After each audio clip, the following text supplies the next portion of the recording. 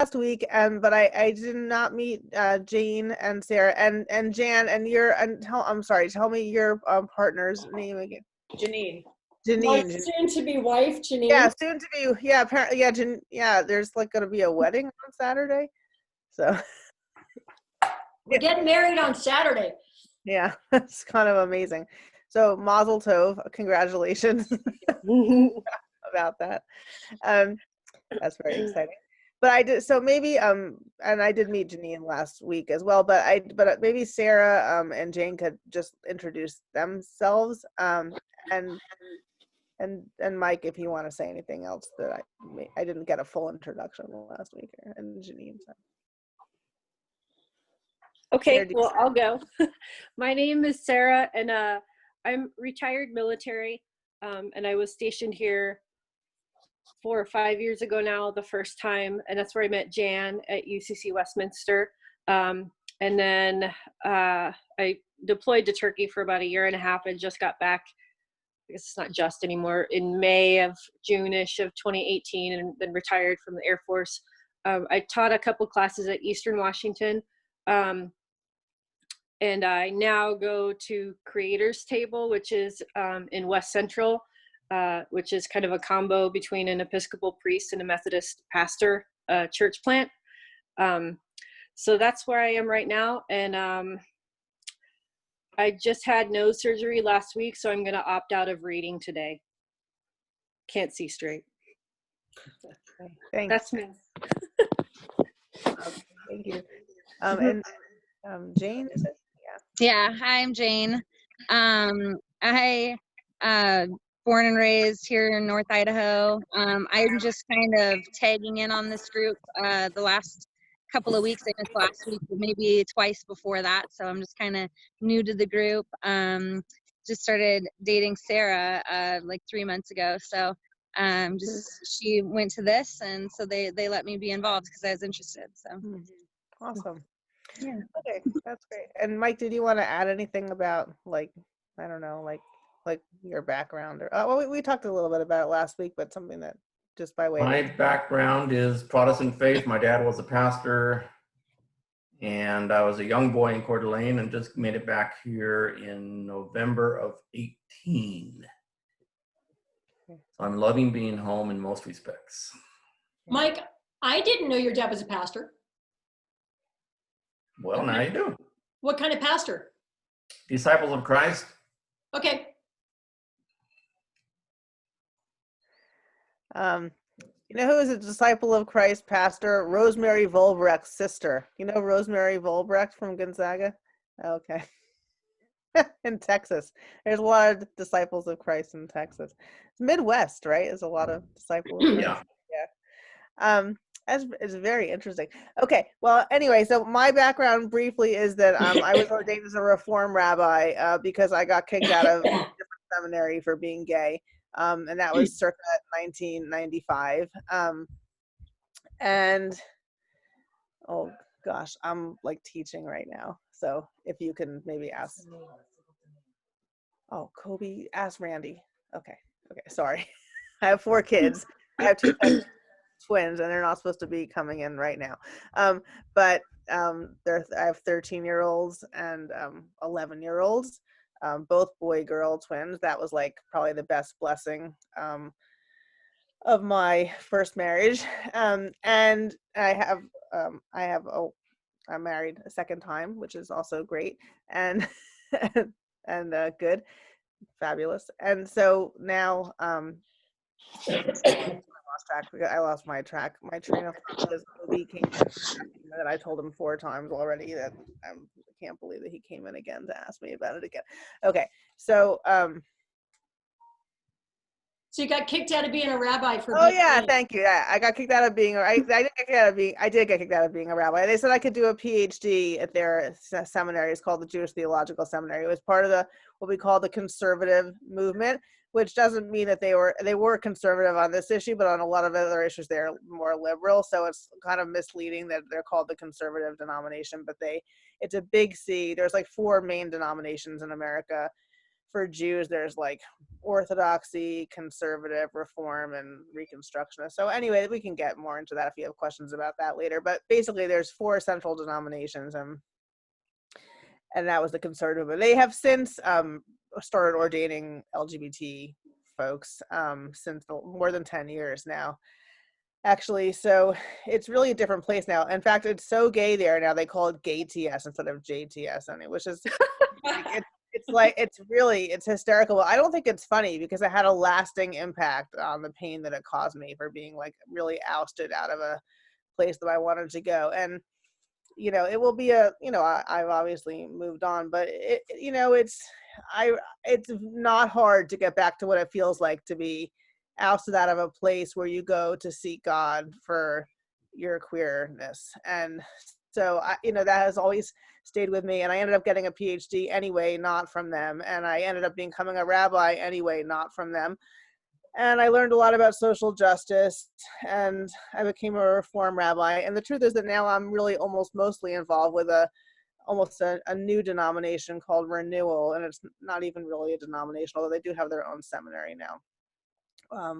And that is, I can talk more about that also. Anyway, so, we all move around in life, and we find our different communities that speak to us. But I do love studying Bible, and I particularly love, I got a PhD in Bible because I went to a very Orthodox Jewish day school growing up, and everyone said that God gave the Torah to Moses on Mount Sinai. And, and for Jews, like, that pretty much meant like almost the entirety of the Pentateuch. I mean, pretty much the whole Pentateuch: Genesis, Exodus, Leviticus, Numbers, Deuteronomy. And except for the last line where it says that, Moses died, like everything else pretty much, God told Moses to write it down, and that's how we have the Torah. And that's why for Jews, the first 5 books are the most sacred, because that is what's contained in the scroll that we chant from on the Sabbath mornings in the synagogue. And so that's why I wanted to like find the truth. Like, I was like a young grad student, and I was like, well, if it's not this, then what is it? What is the truth? Like, who wrote these books? And so of course, there's not a good answer. There's not a good answer to that. But I did spend 10 years of my life doing a PhD in Bible, and I'm still searching for the answer, but the questions are good, and Jews ask a lot of questions. You can join, Kimmy. Okay. So that's my Bible background, and I've studied it from like many different contexts, like in religious context, and in secular context, and in historical context, and we talked a little bit about that last week. So I want to sort of jump into today's text, but actually first I want to sort of throw the question back at you. Sodom and Gomorrah, like, I don't want to make an assumption about what those stories mean to you, or what those place names mean, or what those words mean. And so, I can only speak out of my own context, but if you have heard those terms or references to those stories in any kind of religious context, or any politio-religious context, or I don't want to make an assumption that like it's loaded for you, because maybe it's not. People have different exposures to it. So if what is your background with the stories of Sodom and Gomorrah, or the terminology? Being oppressive, used to oppress gay people. Well, can you give an example, Mike, of how you've seen it used? Well, I think they always talk about that. Well, that's why Sodom and Gomorrah was destroyed, because there were gay people there, and it was an abomination. So God blew up Sodom and Gomorrah because of the gay people. That's you've heard a pastor say that before. Mm-hmm. Yeah, so they're not making it up when they say that that's what is really being said. Okay. And anybody else have any other connotations with it? Or, yeah, Janine? You're muted, Jan. You're muted. I'm trying. Yeah, same what he said. So, and I was a pastor in an unaffirming denomination, very, very conservative. And preached from the pulpit on a really regular basis. And when they weren't preaching on the text of Sodom and Gomorrah, they would refer to the text on Sodom and Gomorrah and say that, you know, just like the Bible tells us in the story of Sodom and Gomorrah, homosexuality is a sin. End of story. That's like the point of the story in Genesis, is that homosexuality is a sin. That's the meaning we should derive from that story. So it's not one meaning from that story or one possible interpretation, it is the story. So they're pretty dogmatic about it. Okay. Any other thoughts from Jane or Sarah about it? Or did you want to just say, if you just mentioned if you've ever heard of it before? Or? Yeah, I don't remember ever like directly being preached that, but I just know from my childhood that was my general understanding or knowledge of that. It's at some point, I don't remember it actually being said to me, but that was definitely the impression that I had. You know, is it's just God hates gay people. And I was gonna say, I don't remember the specific story either, like the details of it, but the general idea of it was not just that God hates gay people and that gays are horrible, but just all kinds of sexual immorality, like more broadly. Anything other than you marry your husband and make kids, anything other than that is immoral. Okay.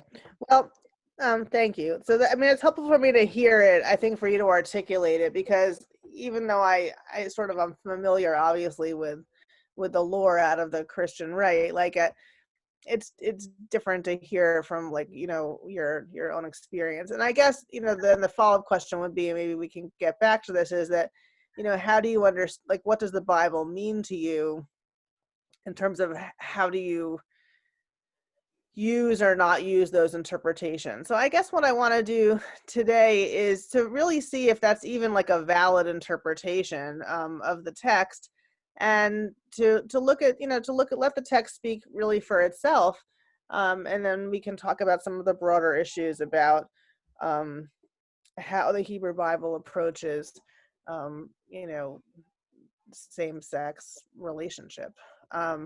So I think with that, we can kind of jump in. Oh my gosh, there's so many books.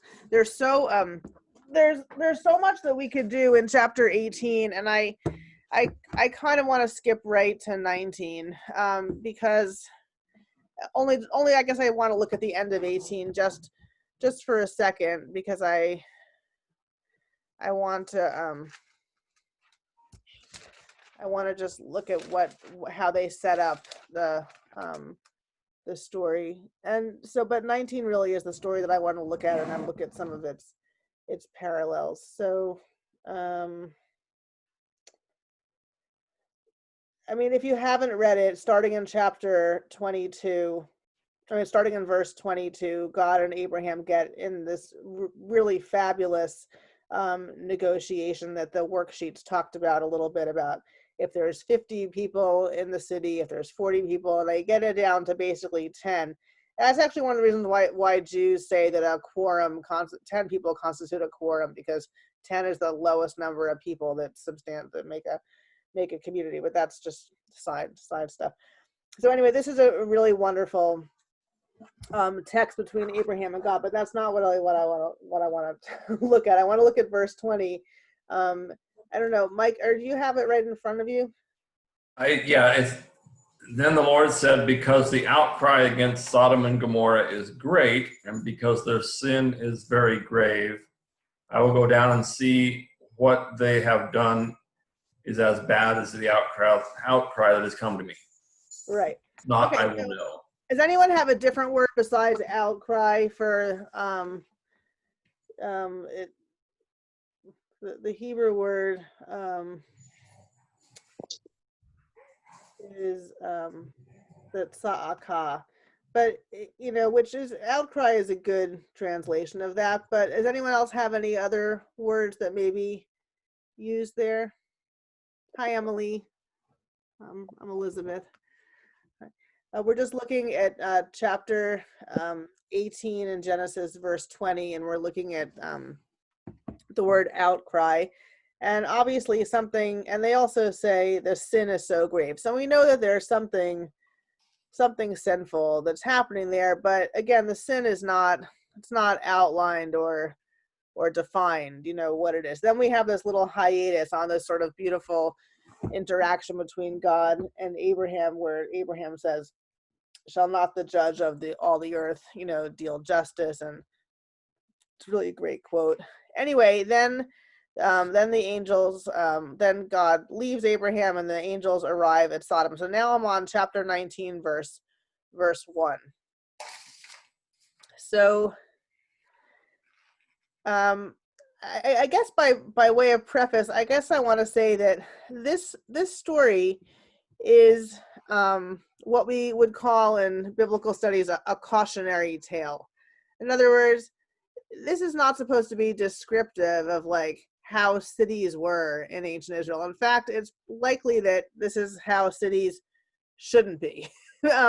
Like when you were traveling around in ancient Israel, like there wasn't like a best Western, in every town. Like if you went somewhere, you went to the town square, you could pitch a tent, you could find water and food for your animals. Sometimes somebody might invite you to their home, but it was pretty much assumed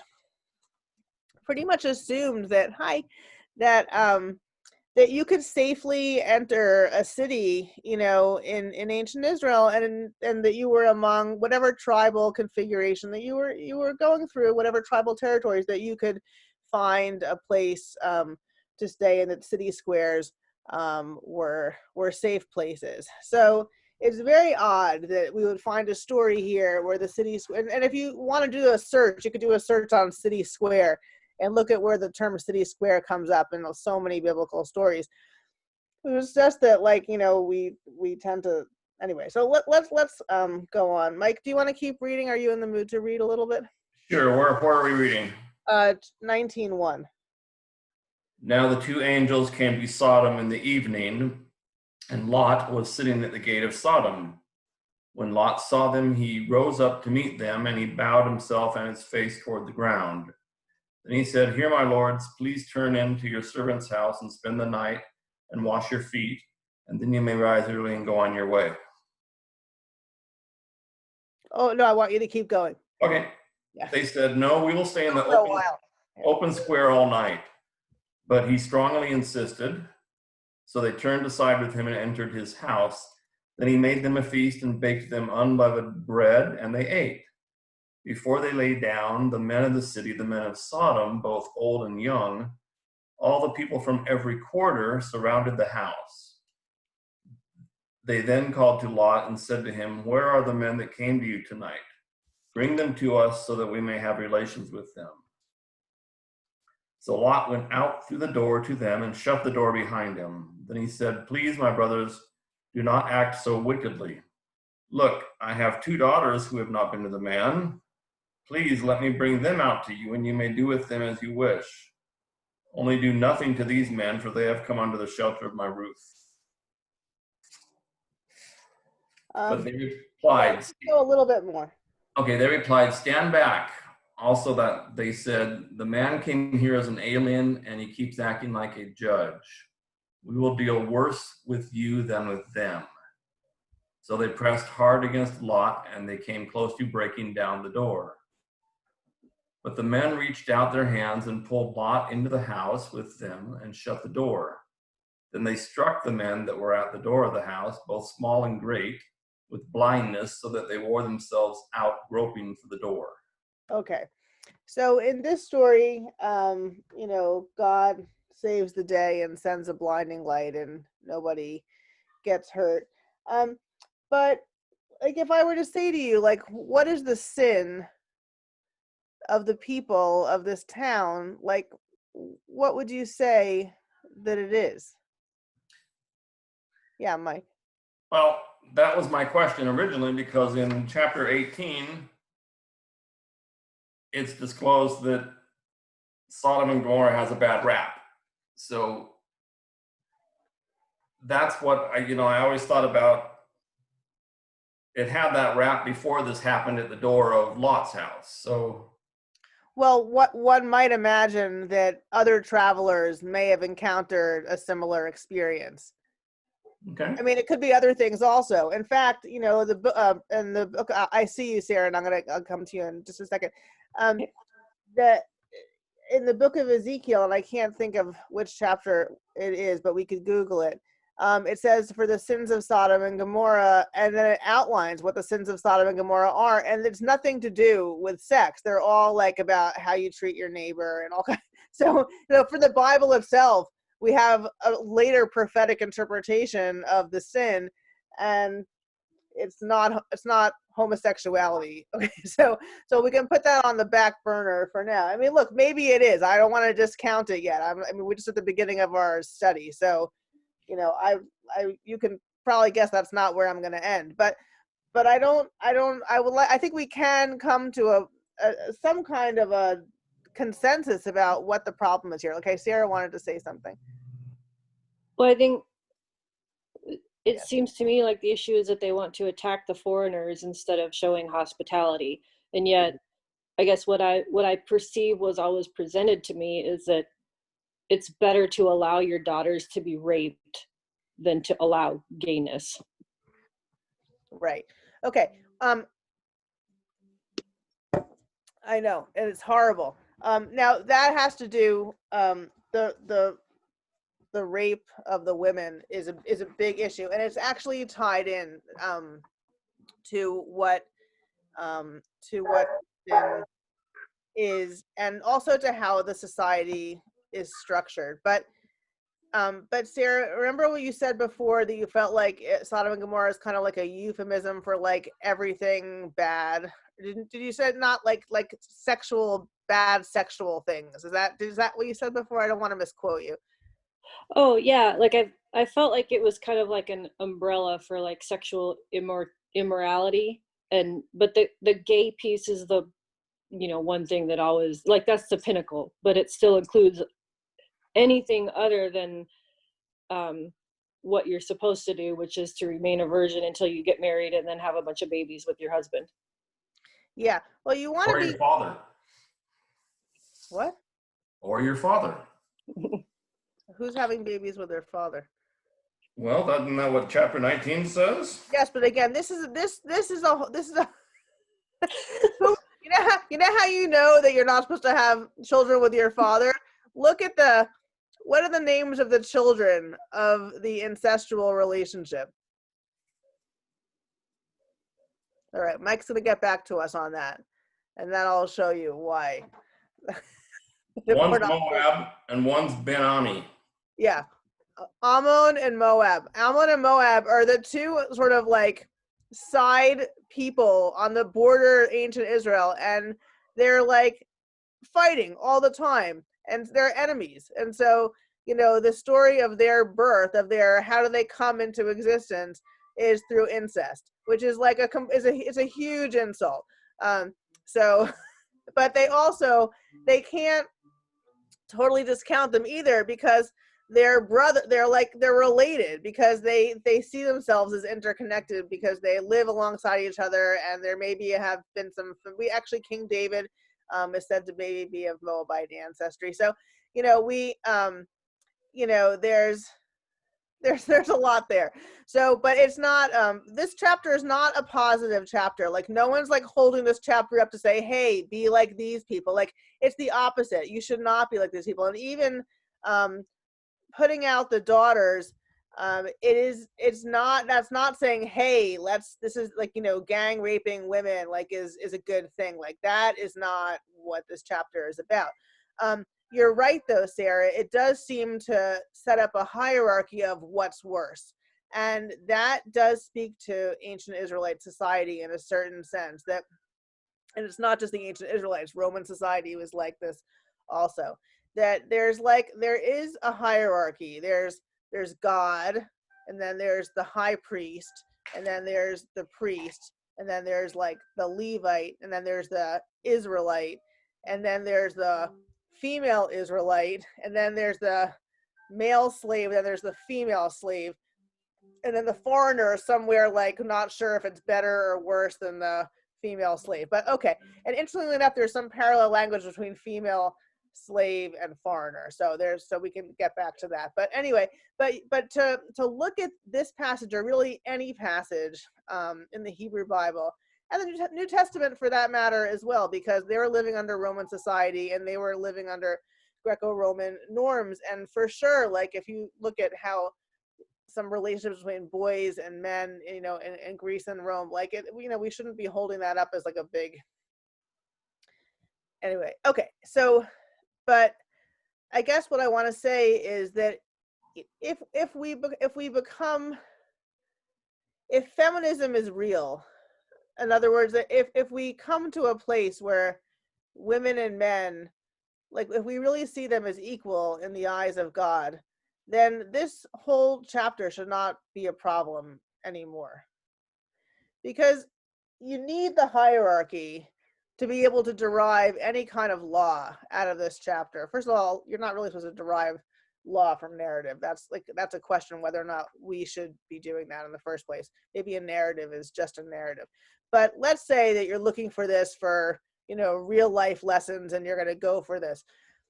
Like you would have to buy in that men are more supreme than women in the eyes of God for this to make any kind of sense. Because in that sense, because what the problem is that, I'm just going to be like very frank with you for a second, but like the man on the bottom is like a woman.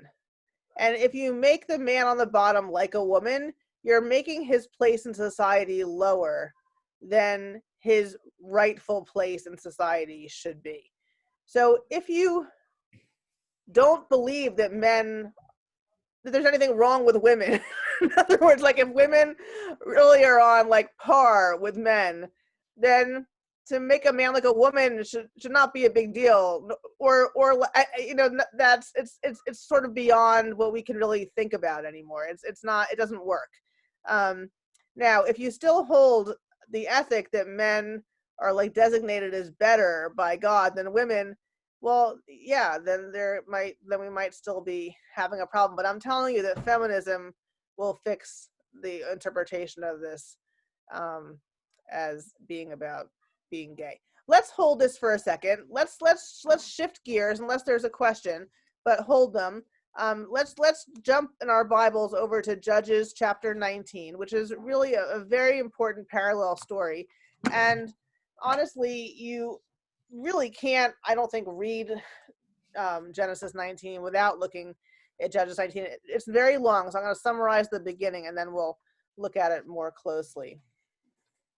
But actually, we didn't get a chance to say what all the other possibilities of the sin are. So, but let's just like name what we think the sin might be.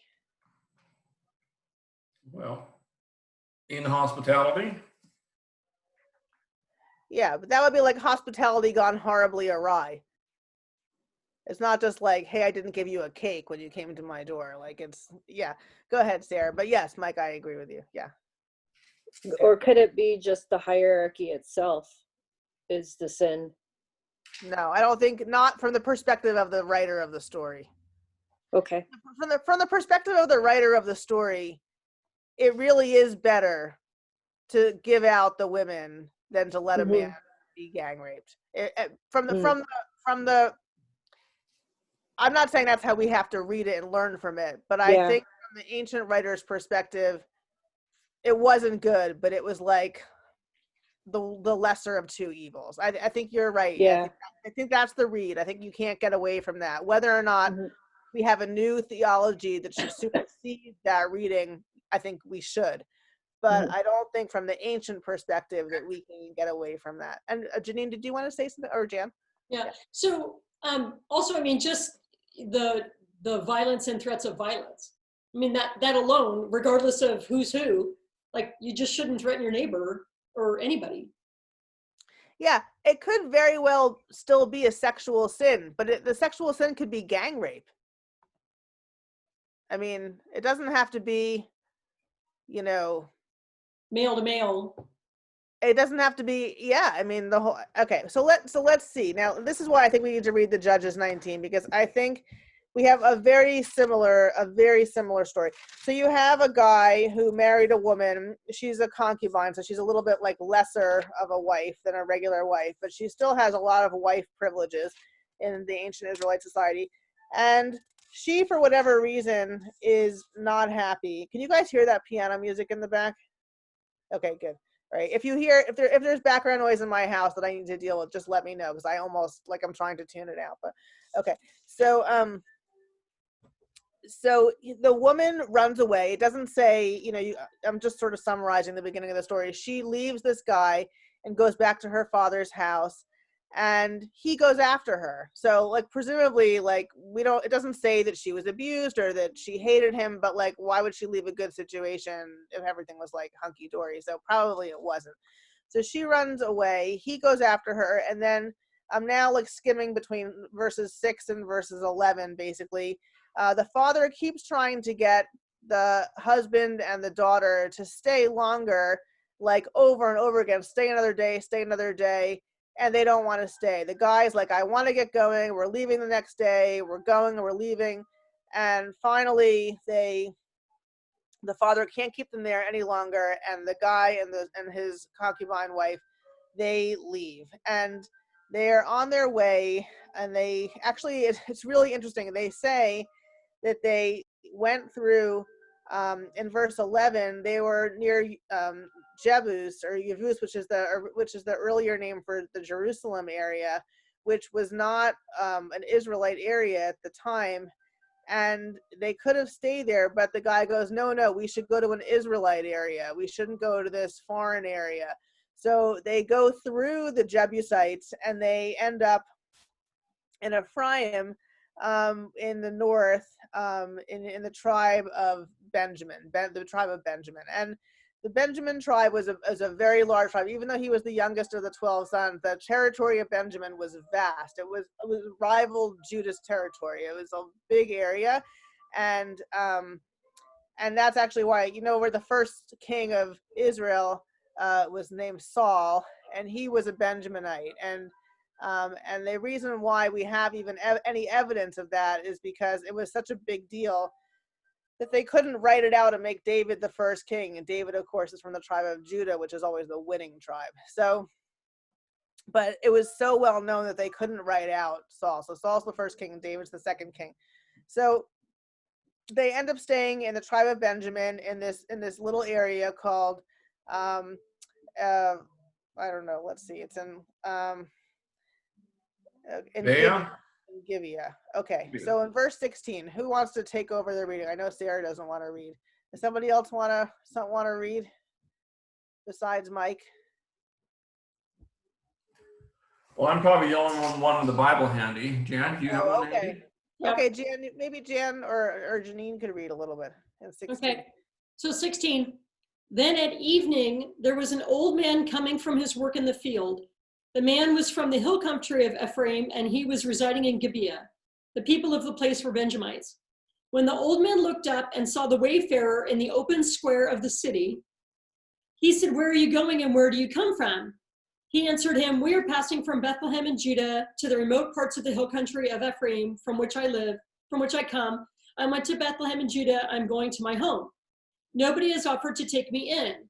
We are your servants, have straw and fodder for our donkeys, with bread and wine for me and the woman and the young man along with us. We need nothing more."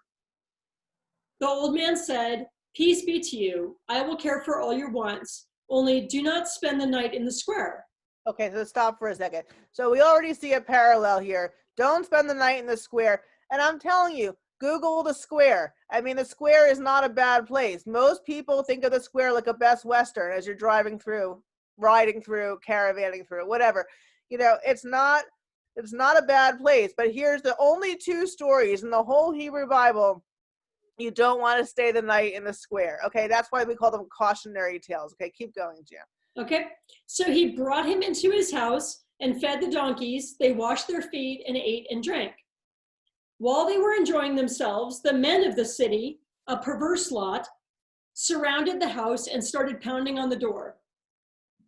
They said to the old man, the master of the house, "Bring out the man who came into your house so that we may have intercourse with him."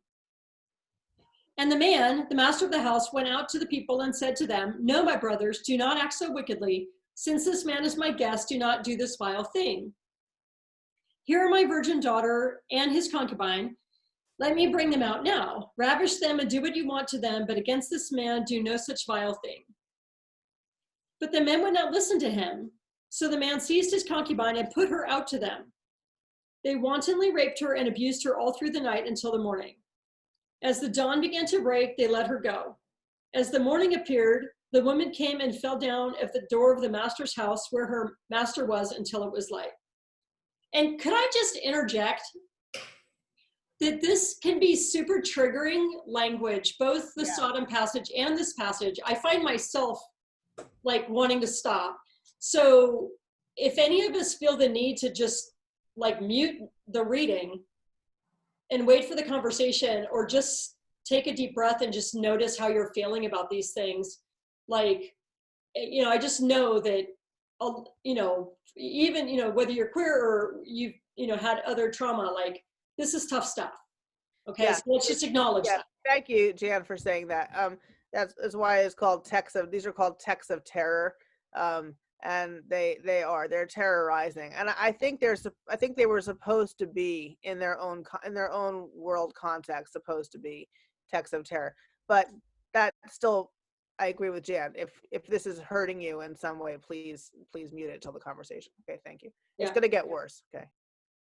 Oh, worse. Okay, good. Here we go. In the morning, her master got up, opened the doors of the house, and when he went out to go on his way, there was his concubine lying at the door of the house with her hands on the threshold. "Get up," he said, "we're going." But there was no answer. So he put her on the donkey, and the man set out for his home. When he had entered his house, okay, really? But she's dead though. But the thing is that, not that it makes it so much better, but it's a little better that she's not alive. But the point is that people don't. I mean, I don't know about you guys, but my students are always like, "Wait, was she alive?" And I'm like, "She was not alive. Like, she was dead." Well, but and I've read the story before, and I realized that. But still, this is harsh. Oh, it's horrible. It's horrible. But anyway, you don't have to read the end if you don't want. Anyway, he cuts her up, and you could read it. I mean, he cuts her up in limb from limb, and he sends her to all the 12 tribes of Israel. So he cuts her. But what's the message though? And then he commands the men whom he sent, so he gives each piece to a different messenger, and he sends them away. And he says, "Thus shall you say to all the Israelites, has such a thing ever happened? Since the day that the Israelites came up from the land of Egypt until this day, consider it, take counsel, and speak out." Right. It's a terrible story. And this guy, I have a feeling, I mean, there's no doubt that he's a terrible man. But he does become the voice of the narrator, which is that the Benjaminites they're messed up. And in fact, the Benjaminites get punished, and like the next 2 chapters are like the Benjaminites are suffering and nobody will marry them from any other tribe and whatever. I mean, it's also, you know, not a shocker that probably a Judahite, you know, wrote this story to make the Benjaminites look bad. Like, there's a whole other, you know, level of like literary, like political, like hatred of the other. Nevertheless, this story, I think you have to read this story in parallel with the Sodom and Gomorrah story, because you have a gang rape, you have travelers who are vulnerable in a square at night, you have hospitality gone horribly awry, although, again, the host tries to save the guest from the townspeople, but the townspeople, again, are horrible. Here, sadly, unlike, you know, in the Sodom and Gomorrah story, no blinding light from God comes to save this woman. I mean, that is a stark difference. I mean, you know, that's why I said, like, you know, God saves the day in the Sodom and Gomorrah story. The blinding light comes, and nobody is hurt. Here, this is a terrible, terrible tragedy. In fact, Linda Shearing, who I work with at Gonzaga, she's a biblical studies professor. She's also very creative, and she wrote this play about 9 women in the Bible who are, some of them are named, some of them are not named, and their stories, which are really, I think, supposed, both in their ancient time and in their contemporary reading, are supposed to highlight for us really the true evils of society. And if we just look at our newspapers, we know that there's horrible things happening in our world. And, you know, I don't think there's any question that, you know, these stories are they shouldn't, we shouldn't judge them. I mean, they're there to say something to us. But my purpose, and feel free to share your feelings about it, but I think that it I guess for me, it really kind of hammers in for me that the sin really here is gang rape, whether it's or rape of any kind, really, but particularly like the violent aggression, sexual or non-sexual, as Jan said, like against an individual, a vulnerable person, a traveler, a foreigner, someone who's not at home in the place. And that, I think, there is a sin of Sodom and Gomorrah, but it's not homosexuality. It's aggressive, violent, abuse of a human being, and I think that I don't think that we should just like say, oh, we shouldn't read these stories because they have bad messages about gay people. Like, no, we should read these stories and we should use them to illuminate like violence against women, violence against queer people, violence against people of another color, violence against foreigners, people who don't have papers in this country, who are constantly vulnerable to being kicked out of our country. I mean, whatever your politics are, like, I mean, these stories should highlight something like that. And again, if you want to, I don't know, I'll stop talking a little bit and let people have some reactions. We can go back and talk a little bit more about what it was to about same-sex relationships in the ancient world, and now we can talk a little bit about that in a minute. But I want to give you some time to process. And what did Jan say about Luke? Oh, Jesus names the sin in Luke. Yeah. So this is just to piggyback on what you were saying, like. Just like this story parallels the story in Genesis 18, like that the sin of Sodom can clearly be seen as just inhospitality and not homosexuality. Jesus names the sin in the New Testament. So any of us that have heard like the simple story that the sin of Sodom was homosexuality, like they didn't read the New Testament. Because Jesus is pretty clear as to what it is, and it's the part of that story is found in Luke. So, what does Luke say that the sin is? Well, it's where Jesus is sending out the disciples, and he says, basically, like the sin of Sodom is inhospitality. So, if when you go out and you're bringing the message to these little cities and towns, if somebody won't receive you, shake the dust of that town off your feet. Like, don't waste your time with them, because people should receive you. People should be hospitable, and if they're not, fine, walk away. So Luke didn't like the straightforward reading of that. Also, that's interesting because but then how does Luke read Paul? Yeah. But Paul doesn't really say. Paul has says things that we can deal with that are difficult, but doesn't necessarily connect the word Sodom to it. Although right. I think in Corinthians maybe we do. I think there's another reference to Sodom in another gospel, like just another take on that same story with Jesus, and I'm going to look it up. But I think Mike had something to say. Yeah, Meg. Question is Judges, does it predate Genesis, or which was written first? I would say they're either contemporaneous or Genesis is a little bit earlier. I would say Genesis is a little bit earlier. So I'm kind of skeptical that the same two stories appear.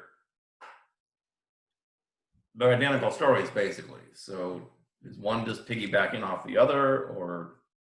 Yeah, I mean, it could be you're saying you think it's the same writer.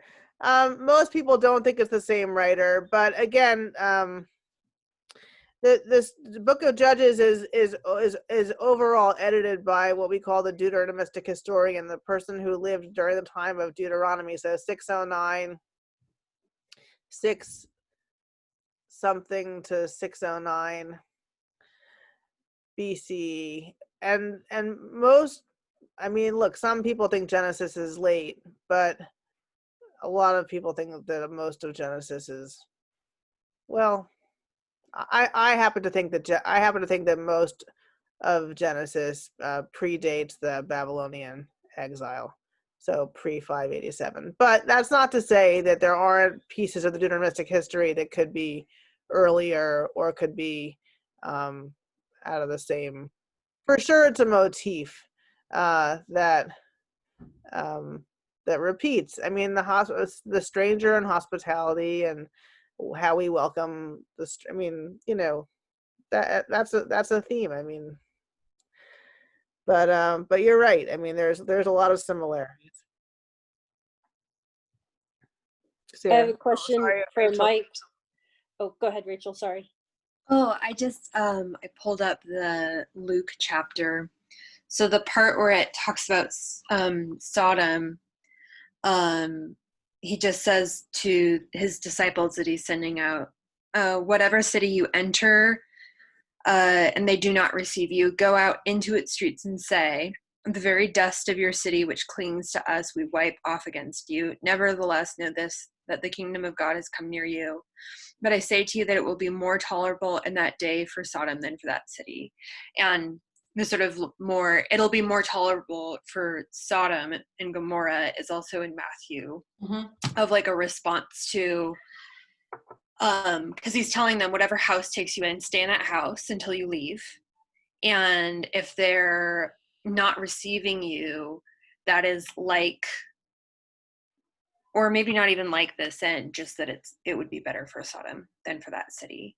And just based on what you've said about the hierarchy, and both of these stories, there's definitely a hierarchy, and sexual assault is usually about enforcing some sort of power dynamic. That to me, there's this real parallel that Jesus is noticing about the people that he's sending out, the cities that they're going to, and the fact that they're going without power, they're going without resources, and how we treat people who have less power than us. Beautiful. It's beautiful. Did we lose somebody? I feel like somebody else was going to say something. Sarah was going to say something. Yeah, well, for Rachel, that was brilliant. I was actually just going to ask Mike, you said that you're skeptical, and I'm wondering what you mean by that. Like, what are you skeptical of, I guess? Only because I feel like those two stories, I mean, I feel like it was a common occurrence then, and it's probably a common occurrence now. And so What was a common occurrence? that kind of like preying on like vulnerable outsiders, like that type of vicious aggression towards somebody who has less power than you. Like those crimes, I think they were common then, and I think they're common now too if we open our eyes. I agree 100% that they're common now, and Yeah. And I don't know if they were common back then, but I mean, and it doesn't make any difference, I guess, whether one's riding off the other, but it just seems to me sometimes books in the Bible are written based on what people said in other books to give this chapter credibility. Okay. And that's what kind of annoys me. Can you say more about that, Mike? Can you explain to me what you're saying? Well, and I'm not smart enough. Maybe Dan can help, but I know a lot of I think the story of Jesus was written in a fashion that verified the previously written Old Testament books. So it lended more legitimacy to Jesus by saying, oh, look, this is what the Old Testament predicted. And I think that's where I get a little conflicted. But it's way over my pay grade intellectually. So what I hear you saying, Mike, is that what you're suspicious of is the motive of the writer and the intention of like, was all of this done as some sort of religious plot to get us to believe in God? So it all just, it's an echo chamber. This was written to support that, and that was the only reason. Like, are these two stories, were they written like this on purpose to like make them seem more legitimate? Is it, if I got you right? I mean, that's kind of it. Yes. I guess I want to look at the Ezekiel, because I guess for me, I mean. Okay, so Janine's got something to say. Oh yeah, Janine, go ahead. So I would say if it was manipulated to work off of itself, to prove itself right, so to speak, so what? Maybe, that just could lead to it being more true. That it's that important, that it needs to be keep getting told over and over and over and over again. And whether or not the intention is to legitimize itself. So what? That's what brings this apart from anything else.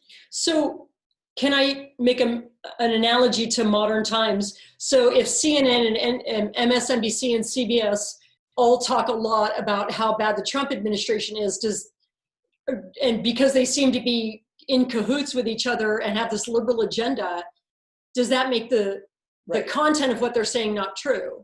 Right, that's what I was trying to say. Like, it doesn't make it necessarily untrue. It could be untrue, and they're in cahoots in purporting this lie, or they could be in cahoots in purporting the truth, or giving their bias on a story. You know what I mean? But simply because they're saying the same thing doesn't make it less true. Right. That's what I was trying to say. Is that what you were trying to say? Yes. That's what she's trying to say. I'll interject too. Like, I see what you're saying, Janine, like, because what that sounds like to me is how like peer-reviewed literature and peer-reviewed research in the academic world is supposed to happen. That's the intent, I guess, of the process in the system. If you have multiple independent sources reporting the same thing, then that thing becomes more credible. Right. So I don't know if the Bible was way ahead of us and it already did that for us. That's impressive. I guess I'm a little bit struggling with, and then this could, I don't know, I'll give a caveat to it, but what do you mean about it being true or not true? Like, I don't know if either of these two stories are true. Like, I don't care if they're true or not. I mean, there's violence against people in the ancient world, I'm sure, and there's violence against people today, and so we should work to get rid of violence. But does it matter? Like, I mean, there's 3 wife-sister stories in Genesis. Did anyone ever notice that? So that's the same story. It happens twice with Abraham and Sarah, and once with Isaac and Rebecca. Is it true? Like, who cares? I mean, I know that's like a thing about how I read the Bible, but I mean, does it matter, or is it interesting that like these men are like trying to like lie about their wives being their sisters so that another king doesn't take their wife? I mean, like, I don't know. So like whether or not this is true. Okay, so that's my one point. My second point is that in the Ezekiel passage that I mentioned before, that Jan mentioned, it says, as I live, says the Lord God, Sodom your sister has not done, neither she nor her daughters as you have done, you and your daughters. Behold, this was the iniquity. I don't know why this is all, Ezekiel's very gendered. Ezekiel has a big problem with women, so sorry about that. But the point is that what is the sin of Sodom? It's outlined right here in chapter 16, verse 49. Pride, surfeit of bread, abundance of idleness, did not strengthen the hand of the poor and needy. Those are the things. Now, this is like Ezekiel lives during the exile between 587 and 530. I mean, this is long before the New Testament is ever written. Already you have a prophet already interpreting the sin of Sodom and Gomorrah as injustice to your fellow person. not feeding the poor, being idle, hoarding bread, and having pride. So, I mean, this is Ezekiel's interpretation of what happened in Sodom and Gomorrah. I mean, believe me, and Ezekiel is full of sex, violence against women. I wrote a whole dissertation about it. Ezekiel is messed up, but this would have been a perfect place to knock male sex with other men. This would have been a great spot if Ezekiel wanted, but Ezekiel has no interest. It's like the last thing that he's thinking about. So I just feel like, who is making the sin of Sodom and Gomorrah homosexuality? Who's doing that? So those people should be analyzed, not the Bible. The Bible should not be analyzed. The people who are making up a new story to subjugate a new group of people to put themselves into power, they should be analyzed, not the Bible. Yep. The Bible is just telling a story. Yep. Yeah. Sorry, that was a little dramatic, but I just, it makes me mad. It makes me mad. You get mad. You go. You're used to me getting upset. You go for a while.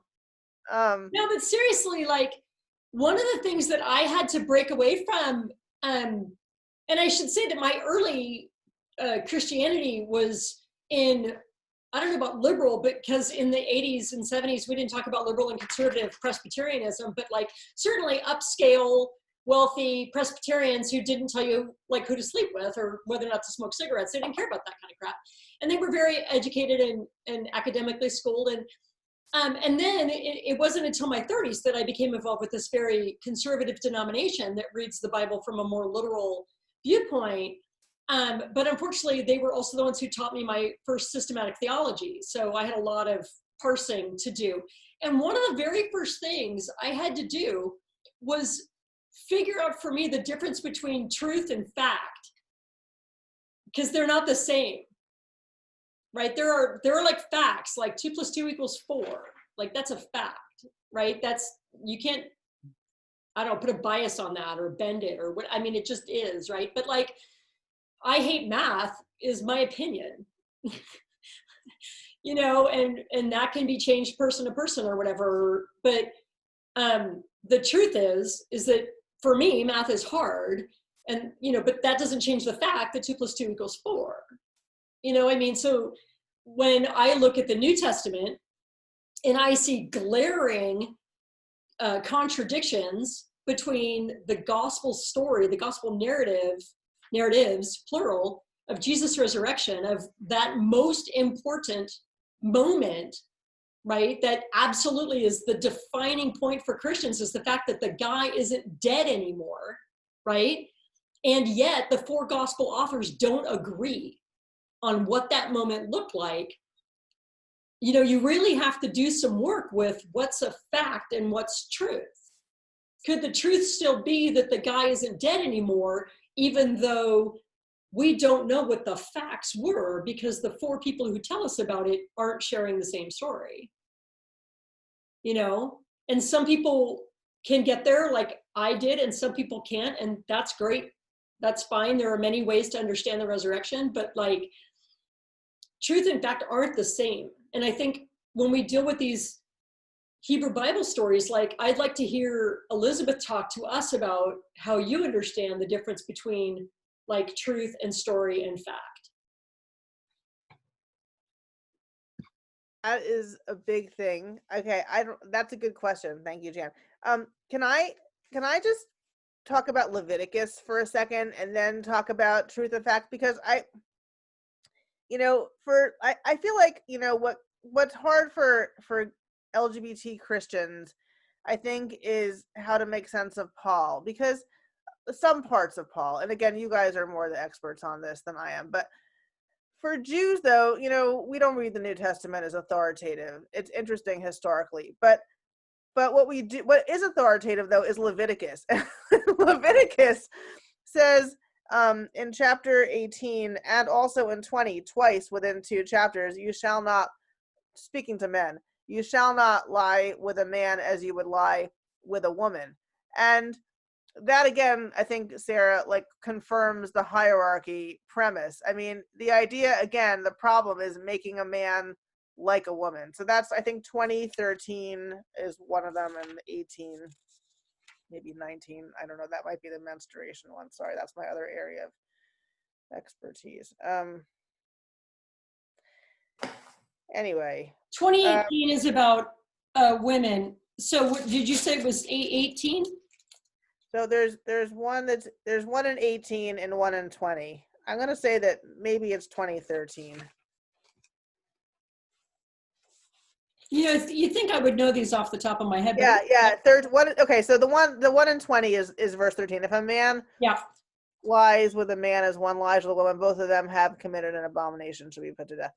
So again, and I talk about this in my work, that, you know, a lot of this is location. You know, like you're putting this among a whole bunch of other things that are problematic, like bestiality and incest of all kinds. So I mean, you know, if this was like set in a different chapter of laws, like if it was in the middle of 19, for example, which is all about like giving to the poor and, you know, taking a corner of your field and leaving it for someone who needs it, we might look at this in a different way. But we've got it stuck here amidst all these other things that are, from the perspective of the author, kind of problematic for society. But I just wanted to show you that I wasn't kidding about the hierarchy in society, that like if you make a man like a woman, you know, that's a problem for this hierarchical society.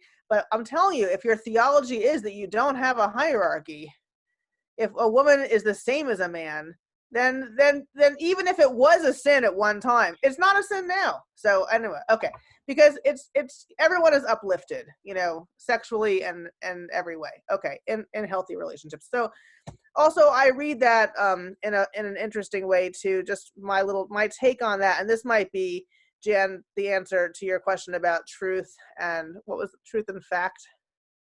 Yeah.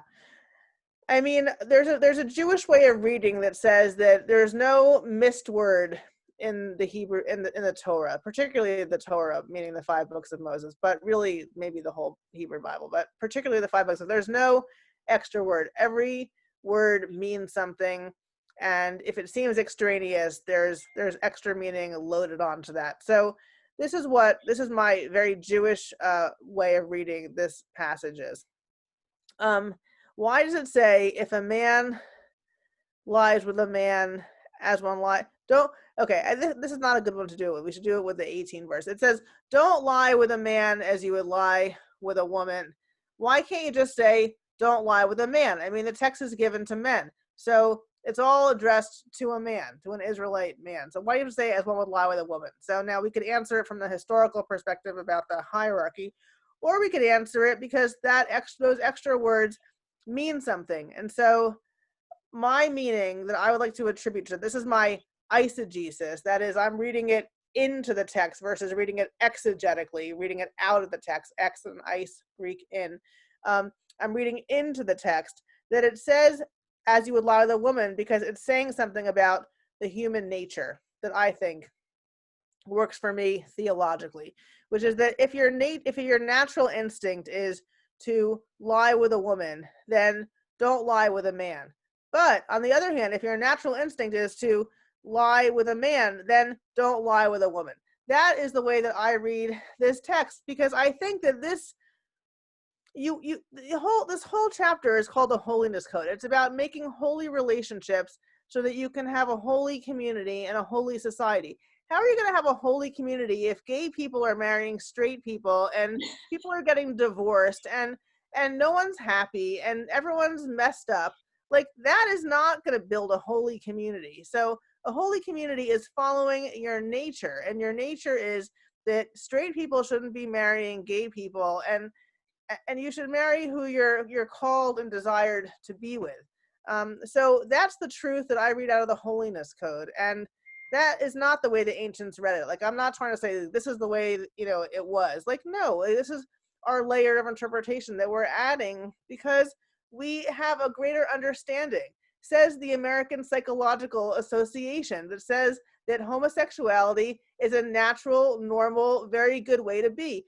The Bible didn't know about the American Psychiatric Association. So but and no thinking rational person would say, oh, let's ignore all of science so that we can hold. I mean, some people do, but I'm telling you that, like, I don't think that we have to worry about those people. You know what I mean? Like, they can think that, and they, you know, it doesn't matter though. It's not rational. Like, it's not even emotionally rational. Like, it's not a mature understanding of the way life, science, and heart and God all work together to create holy community. So maybe that is my answer to your truth and fact question. I mean, I think that what we shouldn't do away is walk away from the text. I really think that that is not what we're supposed to do. We're supposed to bring our voices to inhabit this text and to make it our own. And we should become so knowledgeable and like Rachel Marie, we should definitely, and for Christians, just like what she did, like you take a piece of the New Testament and you weave it together. I would do that with a rabbinic saying, with the Hebrew Bible, and we each have to use the tools of our own tradition to weave meaning for ourselves. That's what I think a religious Jew and Christian should be doing, and that's our job. Our job is not to walk away and leave it to somebody else to tell us what the interpretation is. Okay, I'm done.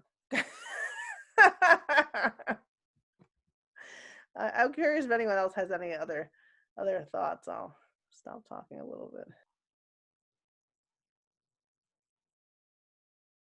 I think I've been struggling with reading these two. Sorry, there's a boat going by. Reading the two different stories that the gods saved the virgins and the travelers, and then the concubine got horribly raped and died and quartered up. So I guess I'm struggling with that one. Yeah, I like what Elizabeth said earlier, that just because these stories are in there, they're not normative. These don't describe normative behavior. These are cautionary tales. And I'm guessing, Elizabeth, speaking for you, that were we able to read this in Hebrew, something in the language and the syntax would tell us that this is a cautionary tale. You don't have to even look at the Hebrew. The last line of the English is what tells you that this is not, you're not supposed to do it. You're not supposed to, I mean, even though the sign is a disgusting sign that he dismembered this body and it is terrible, and we're all shocked by that, but the real sin is not what happens sadly to the body after the life goes out of the body. The sickness is the suffering that she experienced while she was alive. And the cautionary tale is that this is not to be done in Israel. And again, this city was totally ostracized after this. I mean, nobody praised this city. This is not, this city was struck down. Now, why the story? I mean, Sarah, I'm not Jane. Why she had to be dismembered? Like, I really don't know. I don't know what was in the writer's mind to do something so crazy. And I think it may speak to how crazy the guy was. I think the writer of the story does not like the guy. I think that's in addition to having an ethical point about violating foreigners. Yes, Jan. So I just see a little symbolism, and I could be way off because I haven't studied, but the fact that he sends a piece to all of Israel, he's basically like the diaspora, like he's sending her out to unite the tribes and say, together, you people need to fix this problem. I don't know, like if I'm way out there, but like that spoke to me. It's nice in kind of a sick way. I mean, it's nice. No, it's nice. It's just, I don't know. When you guys done the Myers-Briggs test? Have you ever taken the Myers?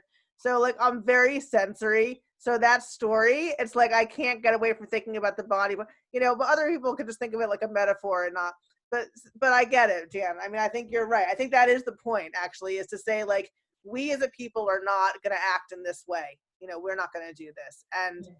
And this is a horrific way of reminding you that we're not going to do this. I think Rachel also wants to say something. Yeah. Yeah, so something that I'm curious about, because kind of keep bringing out this sort of third party bystander. So in the concubine story, it's sort of her husband and then also the dude he's staying with who's like, you could rape my daughters and also this man's wife. And then in this other story, there's Lot, who is functioning with this hierarchy. And so something that, like, I just don't know, because Sodom and Gomorrah is referenced several times as like, don't be like this, is, I don't know, is Lot treated like a citizen of Sodom and Gomorrah, or is he seen as separate? Oh, You can go ahead, Jan. no, I was just saying, oh, that's interesting. Well, they I mean, if you remember, they say they call him an alien, so meaning like, you're an outsider, you dare to come here and tell us how to do something. So they're already very anti-foreigner. Now somehow Lot, lives there, but he's not one of them. And, he's Abraham's nephew, and they were both very wealthy by the time they split up. They had so much land, and their shepherds were fighting, remember? And so that's why Lot ended up there in the first place, is because he needed more land and it looked really good. Now it was evil, but it looked good. I mean, that's also like a nice motif too. Like, it's the greenest place. Like, you can have, Abraham's like, take whichever one you want. And so he took the one, not the nice one, but the pretty one, And so he took that area, and, that's what happened. He ended up with his wife as a pillar of salt. So, he was a foreigner, but somehow I'm guessing this group maybe was, maybe money could buy them off. I mean, it sounds like they, that they're the kind of people that could be bought, so that's it's funny. I never actually articulated that before, Rachel, but because you're asking it, I realize that I have always thought that. I have always thought somehow that they were bought, because, how did he survive? Why was he not just gang raped like the other foreigners who might have come through there? It's a good question. Because he knew they can't stay there. He was super insistent. Right, and that's what I'm saying. He must have seen it happen to other people. I mean, I think that's. But I think but you know what? One thing, Mike, I like about how it's the same story. Like, if it's the same story, then maybe it only happened once, and then it was stopped. I don't know. Only true.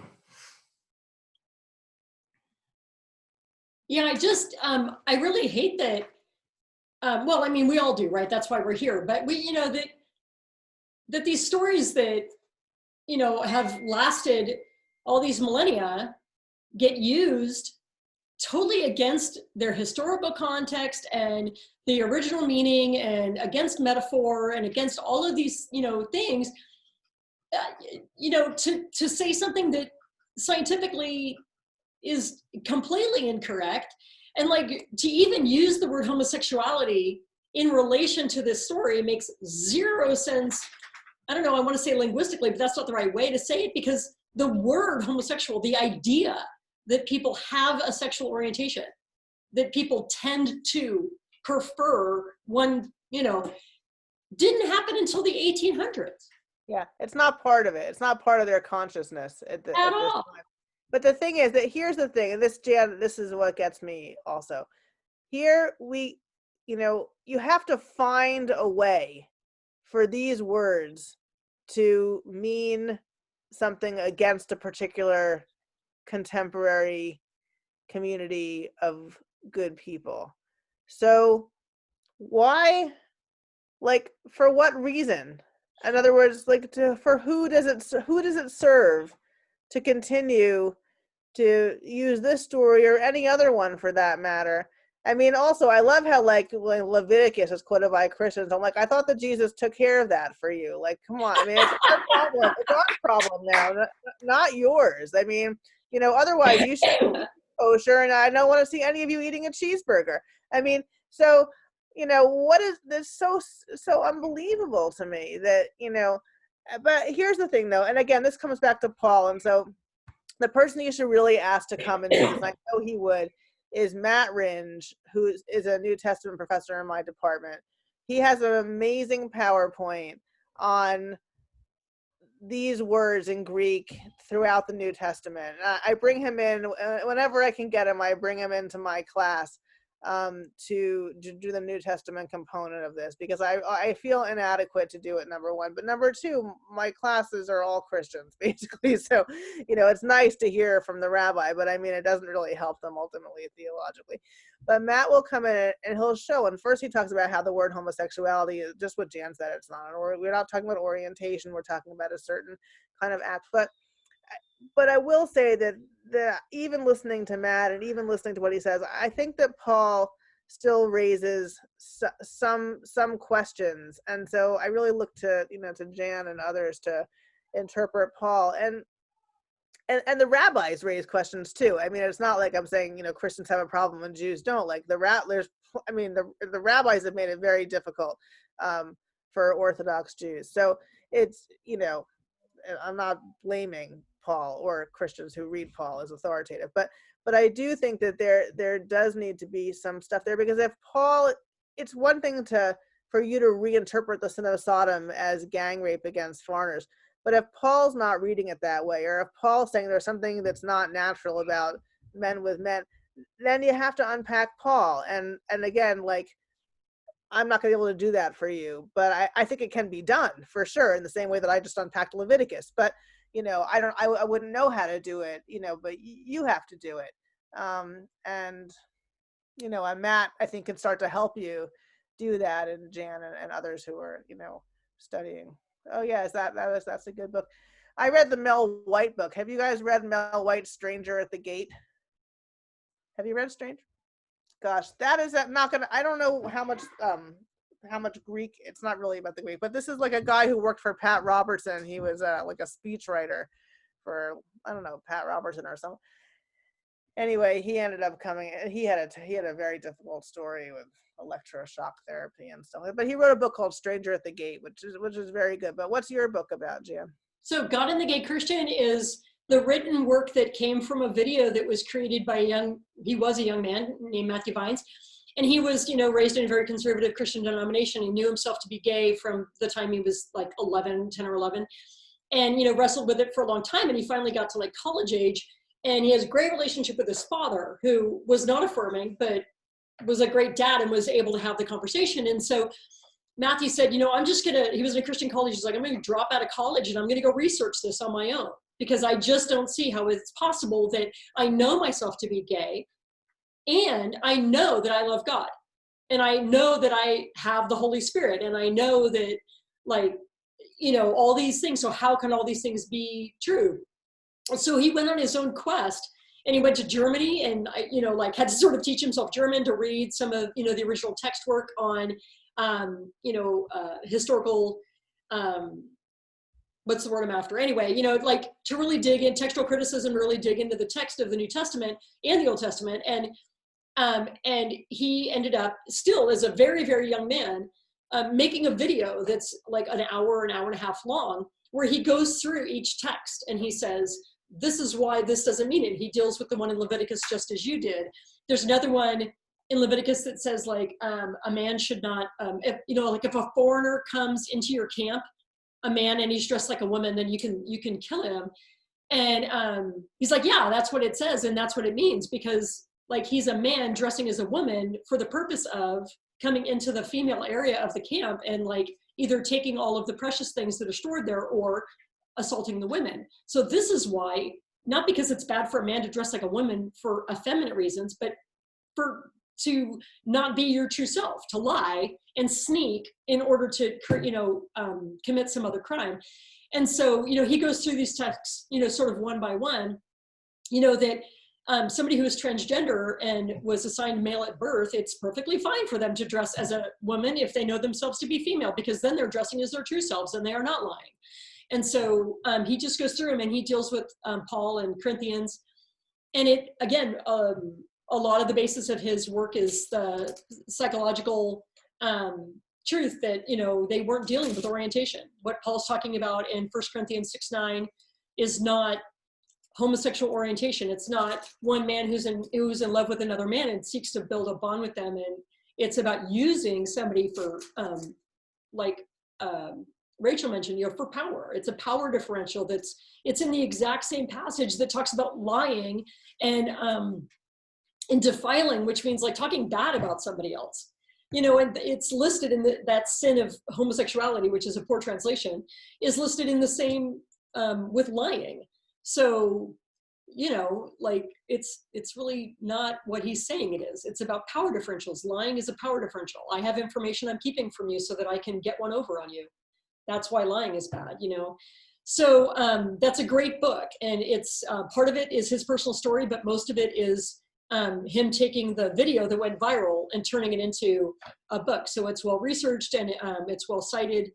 It's not an academic work, but he did a lot of good academic work to create it.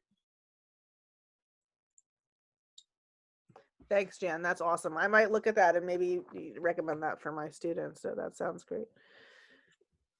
Does anyone have any concluding thoughts? Well, I want to thank everybody. Oh yeah, Janine, who's getting married. Yes. I was reading this through a few times, and the 18, I'm talking about 18, Leviticus, the language is uncover, take, right? It's violent. Everything is taking or against the will of the person, and then it comes to the then it changes to not lie with a man as a woman, which we talked about. Men took women, raped mostly, right?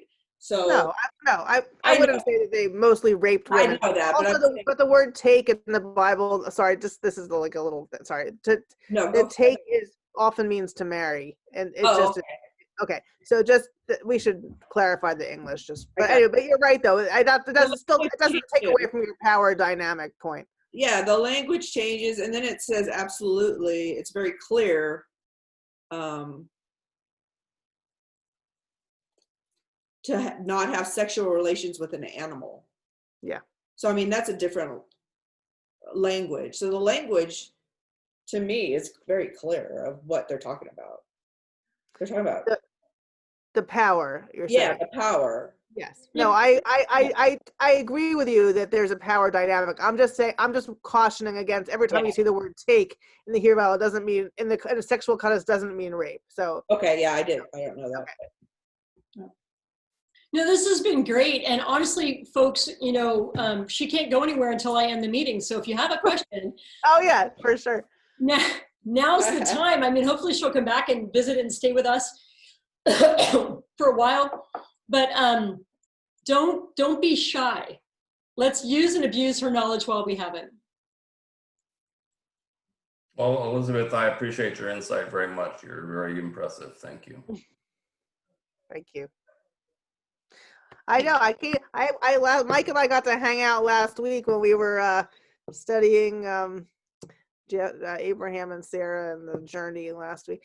Yeah, I like studying with you guys. I learn a lot, so I'm gonna come back when I can to study with you. I don't have to always be the one to lead it. So yeah. So does anybody have any personal takeaways from this? We've had a lot of really good thoughts. So I always want you guys to not just look at the text academically, but, bring it to a personal level. And what did anything arise out of this for anybody this week that, even if it's just, well, I got to think about that more. Yeah. So Jan, like you, after I had moved into an affirming stance, I had heard a lot like, oh, well, the story of Sodom and Gomorrah is just about like a lack of hospitality. And to me, it always just felt like, oh, that's a very extreme form of inhospitality. So I really appreciated Elizabeth like bringing up like, oh, well, this is about sexual assault. Like this is a story that's condemning sexual assault. And the more that I learn about these like proof texts, the proof clobber texts that Christians like to use, like to tell gay people that they can't be gay. One, it's like very clear that one, they're not true and that they're harming people's humanity. But two, they're also covering up this like other beautiful story, like with Leviticus, that like holiness isn't just like not doing something, it is like living into the truest version of us. that being a part of a community means being kind to foreigners and not assaulting people, and not just like, don't have sex with men. Right? So, yeah. Yeah. So one of the things I wanted to quote to you guys before we left tonight, and now of course I can't find it, but it's late somewhere in Matthew 22, 23, 25, something like that. Jesus says to the Pharisees, who are not in generally bad guys, but they don't like Jesus much because of the stuff he says. And one of the things he says to them is, you know, you're so bound up with the law, and you're so bound up with the jot and the tittle, with, you know, making sure everybody crosses their T's and dots their I's, that you're totally missing the point of the law. And the point of the law is holiness, which is our relationship with God. And one of the things he says that's the most damning, and we can tell that because he calls them sons of snakes, which basically means sons of the devil, is he says, you put barriers between people and God. And that's like the worst thing that you do, because in building up all of these, adding to the holiness code, adding more and more rules, you're just keeping out the poor, the impoverished, the vulnerable. You're keeping them from their ability to come into the temple and worship God, because they don't have the money to buy, you know, 3 doves or whatever the sacrificial thing was. It's not that sacrifice was bad. It's that they continued to make it more and like bigger and more expensive, and they were keeping people out of the temple, keeping people from worshiping God. And that's what our fundamentalist and Orthodox brothers and sisters are doing to us when they take these stories and they use them to make blocks between us and our ability to worship in houses of worship, you know? So my takeaway from tonight is just another affirmation that just like these people in these stories were extremely inhospitable, so are modern day fundamentalists, because they're trying to close the door of the temples to us. And that's not what God wants for us. God wants an open and honest relationship. And we can't be honest if we're hiding in closets. We are who we are, and it's who we are created to be. And when we can celebrate that, I think it opens the way for us to have a deeper relationship with God and not a surface relationship with God. So, like, as horrid as these stories are, and thank you so much for making me read it out loud, you know, I think they are important for us to consider, because, like, you know, you're going to run into somebody's going to come across your path, and you're going to be able to say to them, it's not what it says. It's not what it means. You know? So, okay. Thank you, Jan. Okay. Thank you so much. Elizabeth, thank you. Thank you. All right. Blessings, everybody. Bye. Thank you. Blessings. Bye. Thank you. Bye. Thank you.